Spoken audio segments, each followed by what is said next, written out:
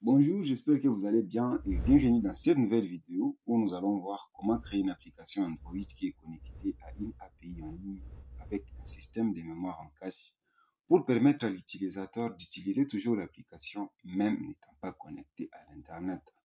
L'application sera créée avec les cadres d'outils Jetpack Compose pour dessiner les éléments UI sur l'écran et selon les lignes directrices de l'architecture de développement des applications Android prônée par Google. En tout cas, l'application que nous allons créer sera créée avec une clean architecture.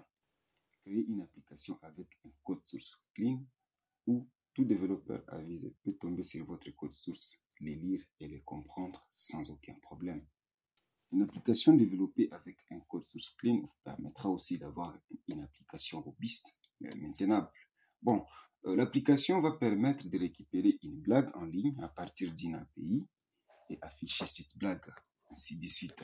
Lorsqu'on clique sur le bouton Nouveau joke, ou disons Nouvelle blague, lorsque l'application récupère cette blague en ligne, elle se donne aussi la peine d'enregistrer la blague en question dans la base de données locale du téléphone, ou disons du dispositif informatique, pour que lorsque l'application ne sera plus connectée, que l'utilisateur, lorsqu'il sera en train de cliquer de nouveau, que l'application, à défaut d'avoir accès à l'API en ligne, puisse quand même retourner une blague déjà stockée dans la base de données locale. En tout cas, c'est ce que nous allons faire tout au long de cette vidéo. Bien, comme vous pouvez le remarquer, le projet est déjà créé et bien configuré. Dans build.gradle, au niveau du projet, nous avons toujours notre configuration de base avec Hilt et la version de Kotlin ici étant à 1.8.10. Et dans build.gradle, au niveau du module app, nous avons les plugins pour Capt et Hilt. La version Java ici étant à 17, tout comme à ce niveau. La version de Compose à 1.4.3. Et comme dépendance, nous avons celle-ci pour la navigation avec Compose. Bon, en tout cas, nous n'allons pas vraiment utiliser les classes de cette dépendance. Nous avons celle-ci pour Dagahit, c'est dépendance pour la bibliothèque Retrofit, celle-ci pour la bibliothèque Home, et celle-ci pour les coroutines. Cool. Je vais fermer ces fichiers et essayer d'organiser un package à notre projet. Je vais créer ici les packages data dans lesquels je vais créer les packages data source. En plus de ça, je vais créer un autre package, le package repository. Bien. Dans data source, comme nous aurons deux sources de données différentes, l'une pour la base de données locale avec Room et l'autre à partir d'une API grâce à la bibliothèque Retrofit, je vais créer ici les packages local, comme suit. En plus de ça, je vais créer dans ce même package, le package data source, je vais créer les packages remote. Bon. Au package root, je vais créer les packages domaine, comme suit, et dans lesquels je vais créer les packages modèles. Le package UI est déjà créé par défaut. Ce que je vais faire, c'est de déplacer les fichiers main activity dans ces packages comme suit. C'est bon avec l'organisation de nos différents packages. Je vais directement commencer par les fondements de notre application, la couche data, en implémentant d'abord la logique pour récupérer les données ou une blague en ligne. Au fait, à partir d'une API, remarquez dans le navigateur ici, lorsque, à partir du client HTTP, le navigateur, je fais cette requête de nature GET, à ce point de terminaison, l'API me retourne une blague aléatoire. En tout cas, c'est un peu ça à chaque fois quand j'envoie cette requête. Cool. La donnée JSON retournée, en tout cas, c'est très simple, avec juste un seul attribut, l'attribut joke. Alors, dans Android Studio, dans les packages remote, du package data, Je vais créer une interface qui va définir les différentes méthodes de requêtes HTTP qui seront envoyées par les clients HTTP. Pour notre cas, dans l'application Android, ce n'est plus un navigateur, mais on va utiliser la bibliothèque Retrofit. Ça sera JOX API. Au fait, c'est une interface. La requête en soi, c'est une requête GET, d'où la notation GET ici. Comme vous pouvez le remarquer, à ce point final, API, il y a un paramètre, le paramètre format, dont la valeur est JSON.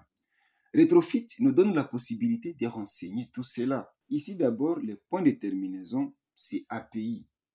Et comme paramètre de l'URL, cela doit être renseigné comme un paramètre de la fonction qui sera annotée. Ici, ça sera une fonction suspense. En tout cas, ça va prendre du temps pour récupérer les données depuis l'API, d'où on va utiliser ici les coroutines avec la fonction suspend fan, get random joke et un paramètre.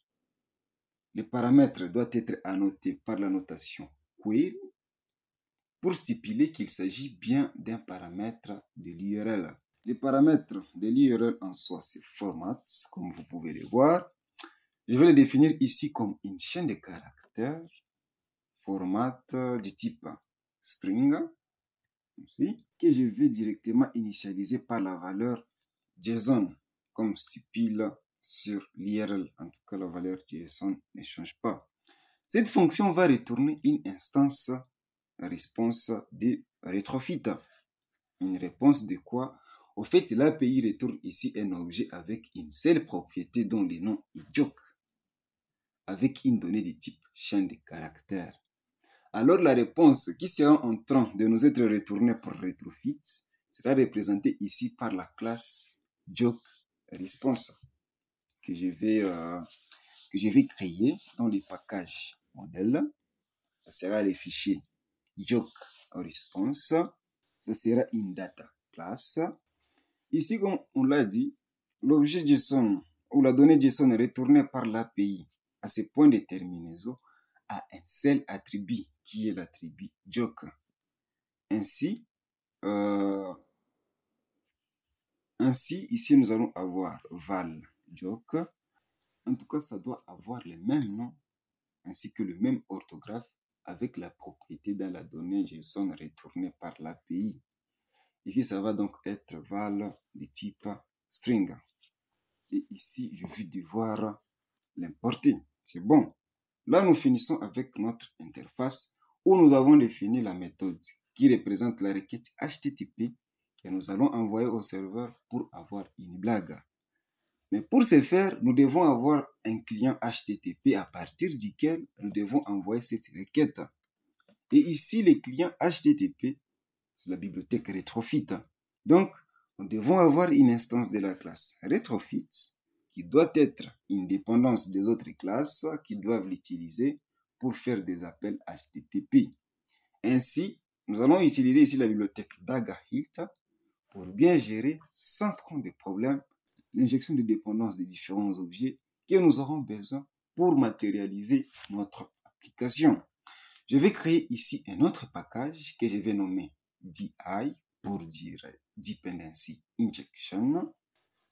Je vais ensuite y créer une classe dont le nom sera App Module.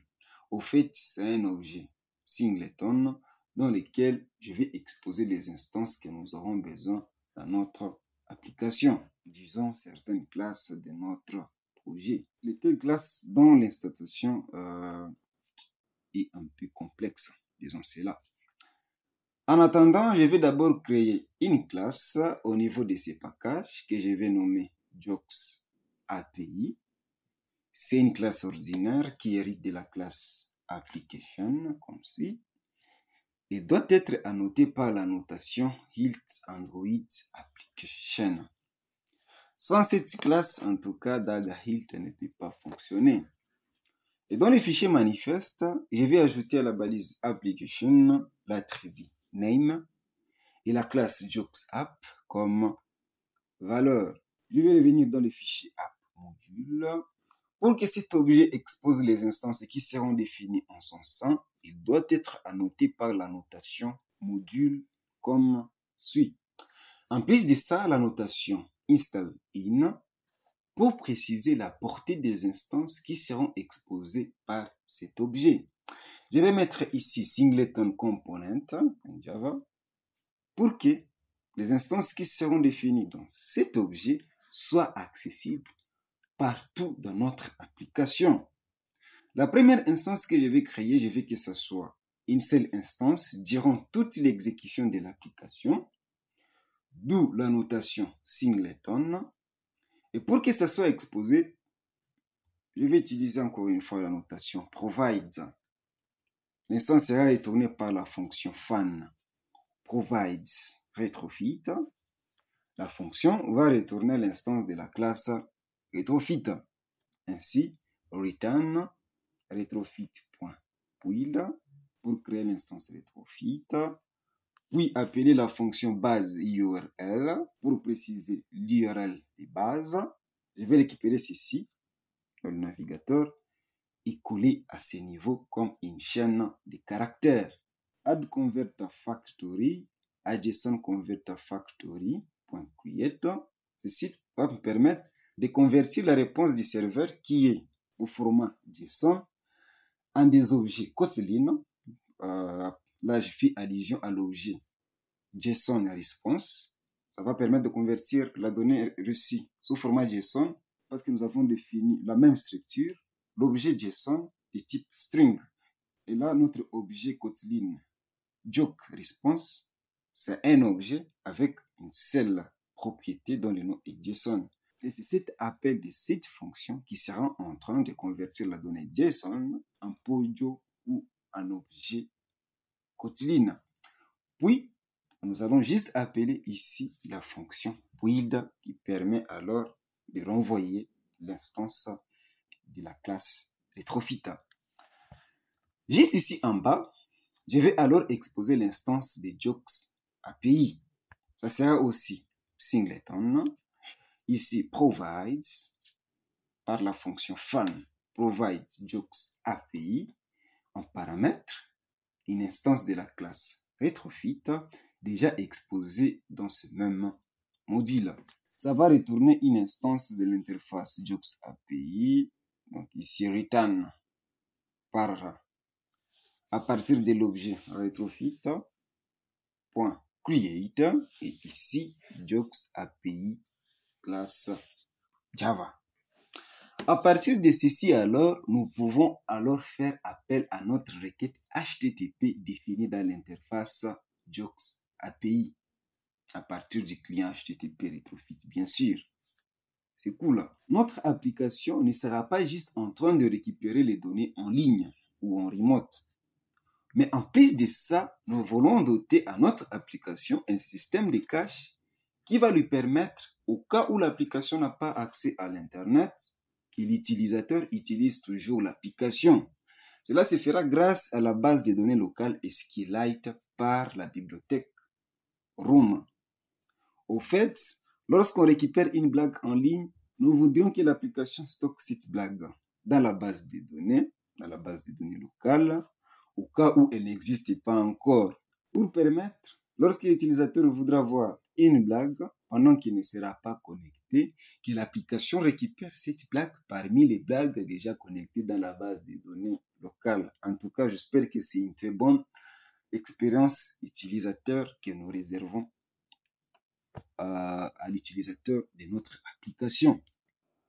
Alors, nous devons aussi implémenter la logique pour permettre la création et l'accès à la base de données locale avec la bibliothèque Room. Dans le package local du package data source, je vais créer d'abord la classe pour définir l'entité. Ça sera joke entity, une data class. Pour que ce soit considéré comme une classe qui représente une entité, il doit être annoté par la notation entity. Je vais définir les paramètres table name pour définir les noms de la table. Ça sera ici jokes, trait de 8, entity, joke entity. Comme propriété, val joke du type string pour la blague. Bon, je vais aussi ajouter une autre colonne, is favorite du type boolean. Je ne sais pas vraiment si on va l'utiliser. Bon, on l'utilise pas, tant mieux, on va y assigner, c'est en train d'y assigner une valeur par défaut. Et c'est tout pour la définition de notre entité. Pour la suite, je vais créer les DAO pour définir les différentes actions que nous allons faire sur les données de la base de données que nous allons créer et travailler avec. Dans le même package, Jokes DAO, c'est bien une interface. Ici, quelle action nous voulons faire sur la BD? D'abord, nous serons en train d'ajouter une blague dans la base de données. Ici, par la notation insert. Mais quand nous serons en train d'enregistrer une blague dans la base de données locale, remarquez, dans le navigateur, lorsque je fais une requête HTTP à ce point final, au fait, le serveur nous renvoie une blague aléatoire. À chaque fois quand on fait une requête HTTP, ça nous renvoie toujours une blague aléatoire. Et maintenant, quand nous serons en train d'enregistrer une blague dans la base de données locale, il faudra prendre cela en compte. En tout cas, on doit éviter qu'une même blague soit enregistrée plus d'une fois. Ce sont des blagues aléatoires. Une blague peut être renvoyée autant de fois. En tout cas, je ne sais pas combien de blagues se retrouvent dans l'API. C'est juste une API publique. On ne sait pas vraiment qu'est-ce qu'il y a vraiment dans le serveur. Bon. C'est ce que j'étais en train de dire. On doit éviter qu'une même blague soit enregistrée plus d'une fois dans la base de données locale. En tout cas, ça n'a pas de sens. Ainsi, je vais définir ici les paramètres onConflict à onConflict, stratégie à ignore. En tout cas, avec ça, dès que Room va détecter que c'est une blague qui existe déjà dans la base de données, automatiquement, cette opération d'enregistrement sera ignorée. Donc, l'enregistrement ne sera pas effectif dans notre base de données locale. En tout cas, c'est cool. La fonction, c'est une fonction suspend. Suspend fun add joke en paramètre joke entity du type joke entity. En plus d'ajouter une blague, l'application sera aussi en train de récupérer une blague dans la base de données locale. Souvenez-vous, au cas où l'application n'aura pas accès à l'Internet. Ainsi, juste ici, par la notation query, en paramètre, ça prend une expression SQL. Et là, je vais faire une requête pour récupérer aussi une blague aléatoire dans la base de données locale. Ça sera par select all from joke entity order by par la fonction SQL random limite 1. On sera juste en train de récupérer une seule blague aléatoire. La fonction c'est suspend fun get random joke qui sera en train de retourner une instance de l'entité joke entity. C'est tout comme opération que nous aurons besoin à faire avec notre base de données locale. Je vais créer une autre classe, toujours dans le même package, pour la base de données. Ça sera jokes database. Ça va être ici une classe abstract, comme suit, abstract. Il doit hériter de la classe room database comme suit. Il doit être annoté par la notation database. Prend comme argument au paramètre entities un tableau de classes qui définissent la structure des entités. Nous en avons juste une seule. Il s'agit de l'entité jokesentity.class. Et au paramètre version, je vais juste mettre la version in. Une valeur entière. Cool. La classe va avoir juste une seule méthode, comme nous avons juste une seule DAO, pour exposer jokes DAO. Ça sera une fonction abstracte, abstract fun joke DAO, qui retourne une instance de jokes DAO. C'est tout, nous avons déjà tout le nécessaire pour établir une communication avec la base de données locale et y opérer quelques actions. Alors ici, remarquez les autres composants ou classe de notre application, là je parle des repositories, view model, la partie UI, ils auront besoin des instances de la base de données, surtout les différentes méthodes qui définissent les différentes actions à faire, enregistrer et récupérer. Et comme nous l'avons fait pour Retrofit, nous allons aussi exposer l'instance de la base de données Room ainsi que d'IDAO au reste des classes de notre application dans le fichier app module où nous implémentons le module avec tag filter. Juste ici en bas, ça sera aussi singleton, provides fan, provides room database pour exposer ici une instance de notre base de données locale. Cette fonction aura besoin du contexte de l'application. Ça sera par la notation application context de ILTA. Ça nous permettra d'injecter dans les paramètres contexte du type contexte, le contexte de l'application. L'instance à exposer, c'est une instance de la classe JOX.DAO, ainsi return par room.database build. Au premier paramètre ici, le contexte. À partir du paramètre contexte, appelé application context. Au deuxième paramètre, la classe de la base de données, ici JOX database, classe Java. Et enfin, au troisième paramètre, le nom de la base de données. Ici, je vais mettre jox.db.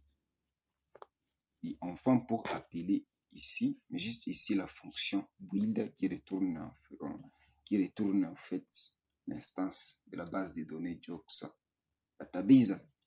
On n'aura pas vraiment besoin de cette instance dans les autres couches de l'application. Nous aurons juste besoin des méthodes qui opèrent sur la base de données définie dans l'interface JOX.DAO. Ainsi, juste ici en bas, je vais exposer par la notation provides, la fonction provides JOX.DAO, qui a besoin en paramètre d'une instance que je vais appeler database de type JOX.database, déjà exposée dans ce même module HILT. La fonction provides JOX.DAO sera en train de retourner une instance de JOX.DAO qui est directement égale à partir des databases appelée la méthode JOX.DAO. C'est tout pour la couche data. Nous avons déjà implémenté toute la logique de communication avec nos deux sources de données. Et DagaHit nous a permis d'exposer les interfaces dans lesquelles les méthodes que nous avons besoin dans les autres couches de notre application, à savoir le repository, la partie UI, ça nous a permis de les exposer, que ce soit pour la source de données en ligne avec l'interface JOX API ou pour la source de données locale avec l'interface JOX.DAO. Maintenant, ce que nous allons faire, c'est de créer les repositories pour définir une seule source de vérité pour la partie UI qui sera en train de consommer les données de toutes les deux sources. Ainsi, dans le package repository, je vais créer une classe que je vais nommer JOX repository. C'est juste une classe classique. Cette classe a des dépendances, les instances de JOX.DAO pour la base de données locale et de JOX API pour les données en ligne. Heureusement, merci à DagaHit, ce n'est pas nous qui allons construire ces dépendances. Ici, au niveau de cette classe, nous les avons déjà exposées dans le module app module et nous avons précisé même que les instances de app module seront accessibles dans toute l'application. Ah, c'est vraiment très cool. Alors, pour les injecter ici au niveau de la classe repository, il suffit juste d'ajouter à ce niveau la notation inject, construct et un paramètre private val DAO du type JOX.DAO et private val API du type JOX.API. Avec ça, il lui-même va construire ces deux dépendances pour pouvoir instancier la classe JOX repository. Ah, c'est cool. Ici, je vais avoir une fonction fun getRandomJOK qui va nous permettre de récupérer la blague. C'est l'unique fonction que nous avons besoin ici ça va faire tout. Récupérer une blague en ligne, si c'est OK, la blague récupérée, on la registre dans la base de données locale et on envoie la partie UI. Mais s'il y a une erreur quelque part à l'exécution de cette fonction, qui peut être liée soit au non-accès à l'Internet, on récupère la blague dans la base de données locale. Pour bien faire, notre fonction va retourner un flow, une suite de valeurs de même type. Je vais d'abord créer les types de données que notre flow sera en train de retourner. En créant ici un package que je vais nommer utile, dans lequel je vais créer une classe que je vais nommer result. C'est une seed classe, une classe générique. Là, je vais mettre T, avec comme paramètre data du type T, nullable, que je vais initialiser à nul. Et message du type string, aussi nullable, que j'initialise aussi à nul. Cette classe va représenter le type parent des autres classes, que j'appelle sous-classe, en commençant par la classe success, aussi une classe générique, T, pour représenter si l'exécution de la fonction a reçu un paramètre data du type T qui est nullable.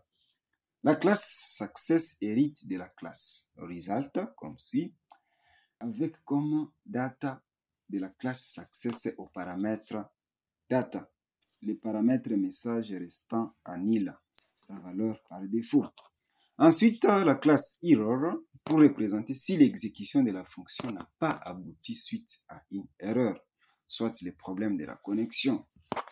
C'est aussi une classe générique avec comme paramètre data du type T qui est nullable. Oui, en cas d'erreur, en récupérant les données en ligne, on peut récupérer les données dans la base de données locale. C'est pourquoi nous avons la présence de ces paramètres. Aussi, message, des messages d'erreur du type string. La classe hérite aussi de la classe result comme suit, avec data et message de l'erreur comme argument de ces paramètres. Enfin, la classe loading pour représenter si la fonction est en cours d'exécution. On n'a pas besoin de paramètres ici. Ça hérite aussi de la classe result avec les paramètres data et message avec leur valeur par défaut. Nil, nil. Cool. Maintenant, au niveau de joke repository, c'est une fonction qui sera en train de retourner une instance du result, qui scelle au fait toutes les trois autres classes, comme des sous-classes, disons. Le type du flow sera déterminé par inférence. Je vais enlever ceci. Au départ, lorsqu'on exécute cette fonction, le flow sera en train d'émettre par la fonction emit l'instance de la classe result.loading comme suit. Et pendant ce temps, juste après, dans la variable val remote joke, on sera en train de récupérer la blague en ligne en appelant depuis API la fonction getRandomJoke. On va récupérer ici le body ou corps de la réponse qui n'est rien d'autre qu'une instance de la classe jokeResponse. Si la fonction retourne une blague, on doit s'assurer que cette blague est enregistrée dans la base de données locale pour une bonne expérience utilisateur, même quand il n'y aura pas de connexion Internet pour récupérer la blague en ligne. À l'objet DAO, je vais appeler ici la méthode addJoke. Ici, on doit ajouter la blague récupérée en ligne qui est dans la variable remoteJoke. Comme vous pouvez voir, il y a une erreur. addJoke a besoin comme argument au paramètre jokeEntity une instance de la classe jokeEntity. Pourtant, nous avons ici une instance de la classe jokeResponse. Bon, pour pallier à cela, dans les fichiers jokeResponse, je vais créer une fonction d'extension sur la classe jokeResponse qui sera pour nous comme un help. Ça nous aidera à convertir une instance de la classe jokeResponse à une instance de la classe jokeEntity. Ainsi, depuis la classe jokeResponse, je vais définir la fonction d'extension toJokeEntity qui sera en train de retourner une instance de la classe jokeEntity. Et là, par return, joke entity. Et comme joke, ça sera celui de joke response, accessible ici par 10.joke. Et au paramètre is favorite, bon, je vais juste mettre ici false. Et dans joke repo, je vais devoir convertir cet objet ici de joke response à joke entity en appelant ici la fonction toJoke entity. Je vais ajouter ici ces 2 points d'exclamation pour éviter la valeur nil. Cool, vous pouvez voir que ça marche. Et quand c'est OK, quand tout se passe bien, le flow à ce niveau émet une nouvelle valeur par la fonction emit, l'instance de success, cette fois-ci au paramètre data, l'argument remote data. C'est bon, mais s'il y a une erreur, je vais appeler le bloc catch qui retourne ici un throwable. Je vais mettre ici cause. Et dans ce bloc, quand il y a erreur, c'est que quelque part la connexion soit n'est pas là. D'où je dois récupérer la donnée ou la blague dans la base de données locale. Dans la variable val local joke, cette variable, je récupère alors dans la base de données locale. Ici, à l'objet DAO, j'appelle la fonction getRandomJoke. Et le flow ici émet une nouvelle valeur, toujours par la fonction emit.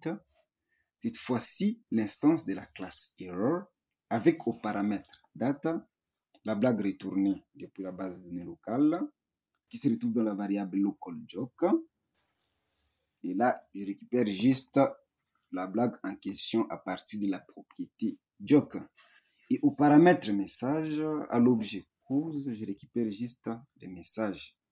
Bon, ici aussi, je vais retourner juste la blague comme chaîne de caractères à partir de la propriété joke. Je vais ajouter aussi ici les 2 points d'exclamation à ce niveau pour éliminer cette erreur.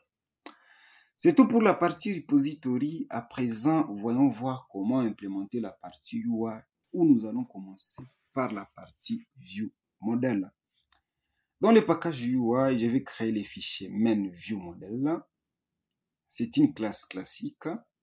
La classe doit hériter de la classe View Model comme suit et doit être annotée par la notation HILT View Model pour que ça soit injectable par HILT. Le View Model aura besoin d'une instance de la classe repository. Ça sera injecté par constructeur. Ici, la notation inject construct. Je vais devoir importer cette annotation. Et là, private val repository du type joke repository. En tout cas, il te va directement construire cette dépendance lors de l'instanciation du View Model. Pour nous, ce n'est pas nous qui allons le faire. Dans le bloc de cette classe, je vais créer une fonction que je vais nommer fan getRandomJoke, dans laquelle je vais appeler la fonction getRandomJoke du repository, qui est une fonction suspend. Je vais l'exécuter dans le scope de coroutine de la portée du ViewModel par ViewModel scope.launch. Et dans ce bloc, à l'objet repository, je vais appeler la fonction getRandomJoke qui retourne évidemment un flow que je serai en train de collecter en appelant ici la fonction collect. Le flow retourne ici une suite des instances de la classe issue du select class result. Ainsi, ici, je vais mettre result. Je vais utiliser ici une expression conditionnelle pour tester la valeur actuelle de l'instance retournée result par when result. Et là, la première condition is loading, si c'est chargement. En fait, je vais dupliquer ceci 2 fois. Lorsque la valeur de result sera l'instance de la classe success et quand l'instance retournée sera une instance de error. Alors ici, selon ces 3 cas de figure, qu'est-ce qui se passera? Au fait, selon que la fonction getRandomJoke du repository sera dans l'état d'exécution en cours, exécution finie avec succès ou exécution finie avec erreur, Cela permettra au ViewModel de gérer l'état du UI, savoir quoi afficher quand c'est ceci ou cela. À ce niveau, je vais créer une variable, val UIState. Ça sera un observable qui sera en train d'être observé par les éléments UI pour la mise à jour de quoi afficher. Quand on utilise Jetpack Compose, je vais utiliser l'observable natif pour Jetpack Compose qui est égal à Mutable State of. Ça sera ici en train d'observer une donnée du type UIState, comme suit. Bon, je vais créer cette classe, toujours dans le package UI. UIState, c'est une data class avec comme propriété val isLoading du type boolean que j'initialise à false. Val currentJoke, la blague courante de type string qui est nullable que j'initialise à nul. Et val error du type string que j'initialise à nil. Telles sont les trois propriétés qui vont représenter l'état de notre UI. Dans MainViewModel, lorsque le result ici est loading, dans ce cas, UIState.value sera égal à UIState avec la propriété isLoading à true. Et quand c'est success, je vais copier ceci. Je vais ici juste modifier la valeur par défaut du currentJoke par la valeur de la propriété data instanciée par la classe success. En fait, ce n'est pas accessible. C'est quoi le problème? On va dans result.kt, ici au niveau des results, data et message ne doivent pas être juste des paramètres, mais plutôt des paramètres propriétés pour que Kotlin les assigne les getters ou accesseurs et les setters ou mutateurs. Pour ce faire, il faut juste ajouter à ce niveau le mot-clé val, tout comme ici. Je vais rentrer dans MainViewModel et ici, à partir du result, et oui, on peut voir la propriété data. Et quand c'est error, je vais copier ceci. Quand il y a erreur, nous récupérons la blague dans la base de données locale, mais malgré ça, on a toujours le message d'erreur. À la propriété error, on assigne depuis l'objet result la propriété message. Au lancement de l'application, déjà l'application doit récupérer une blague. D'où je vais appeler ici le bloc init et à l'intérieur appeler la fonction getRandomJoke. C'est bon, maintenant enfin, nous allons alors définir les éléments UI de notre application. Là, nous allons d'abord instancier ici la classe ViewModel par val ViewModel du type MainViewModel que j'initialise en appelant juste la fonction HiltViewModel. Et il se chargera à construire cette dépendance du composant ActivityMainActivity.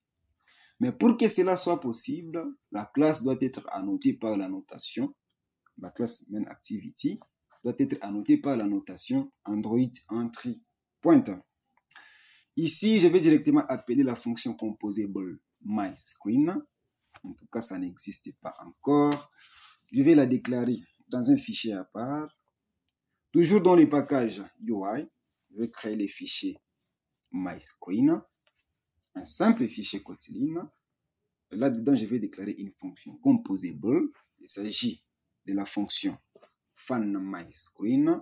À l'intérieur de la fonction scaffold, bon, ici, c'est un padding value. Et à l'intérieur du scaffold, je vais définir un box. Et au paramètre modifier.padding où je passe padding value comme argument. Je vais définir cette annotation pour que ce soit pris en compte. Je vais d'abord définir la barre de navigation supérieure en définissant ici les paramètres top bar. Et comme élément à définir, ça sera par la fonction composable center à ligne top up bar. Le contenu, bon, je vais définir ça comme un paramètre nommé à partir du paramètre title. Et là, je vais appeler la fonction composable text pour le titre de l'application. ça sera ici Jokes App. Font size à 28.sp à importer. Et font weight à extra bold. C'est tout pour la barre de navigation supérieure. Pour les contenus, au niveau du box à l'intérieur, au fait ici, nous avons besoin de l'état du UI exposé par les view modèles pour avoir la blague courante qu'il faut afficher.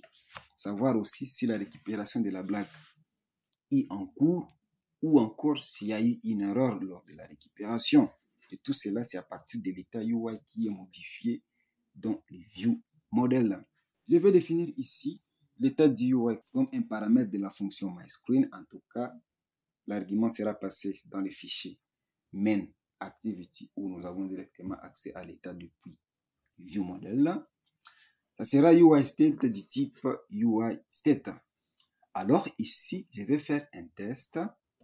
If UI state is loading, dans ce cas, je dois afficher un élément UI qui signifiera à l'utilisateur que la blague est en cours de récupération.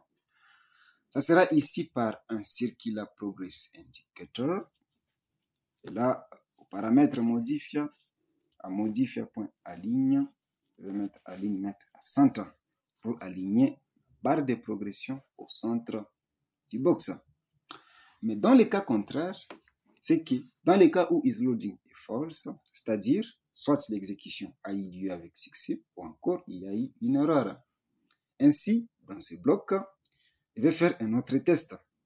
If UIState.currentJoke n'est pas égal à nil, comme suit. Dans ce cas, j'affiche la blague sur l'écran dans les box par la fonction composable text.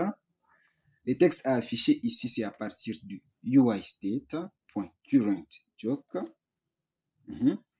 Font size à 24.sp, modifier à modifier.padding, juste la marge horizontale par le paramètre horizontal à 16.dp. En tout cas, si currentJoke est nul, c'est qu'il y a une erreur. Dans ces cas, par la fonction composable text, au paramètre texte, UIState.error, je vais mettre les 2 points d'exclamation, texte aligne à centre. Cette propriété, je vais aussi la définir ici pour aligner les textes de la blague au centre. C'est cool.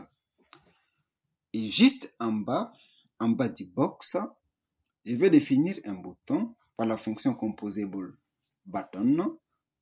Ici, texte, ça sera un nouveau joke ou une nouvelle blague. Bon, je vais garder nouveau joke. On clique, ça sera les instructions de la fonction onGenerateJoke que je vais définir comme un paramètre de la classe MyScreen. Mais en attendant, je vais aligner les boutons juste en bas en définissant ici les paramètres modifier à modifier.align à button.center. En tout cas, je veux que ça s'aligne en bas et que ça soit au centre. Et ici, padding à 16 dp. Cette fonction, alors, je vais la définir comme paramètre ici. Ça sera une fonction sans paramètre et qui ne retourne rien. C'est cool. Maintenant, dans main activity, je vais renseigner les arguments aux paramètres de la fonction MyScreen que nous avons appelé ici. Au paramètre onGenerateJoke, dans ce bloc, je vais appeler à l'objet viewModel la méthode getRandomJoke. Et au paramètre UIState, toujours à l'objet viewModel, faire appel à la propriété UIState.value. J'espère que tout est OK, mais nous allons le savoir après les tests de notre application. Bon, je vais exécuter l'application pour voir qu'est-ce que ça va donner. Oups, il y a une erreur. Dans Jokes Entity, une entité doit avoir au moins une colonne clé primaire. C'est comme si on ne l'a pas fait. Dans Joke Entity, bon, je vais ajouter ici au niveau de la propriété Joke la notation primary key. Avec ça, Rome comprend que la propriété joke est la clé primaire de cette entité ou table. Et bon, je vais exécuter de nouveau l'application. Il y a une autre erreur. Au fait, l'interface DAO, je ne l'ai pas annotée par la notation DAO. Dans Jokes DAO, je vais ajouter cette annotation, la notation DAO. C'est bon, je vais exécuter de nouveau pour voir ce que ça va donner. Cette fois-ci, ça marche. L'application s'exécute, comme vous pouvez le voir, mais avec une très très mauvaise mise en forme. Cela est dû parce que le box ne remplit pas au fait tout l'écran.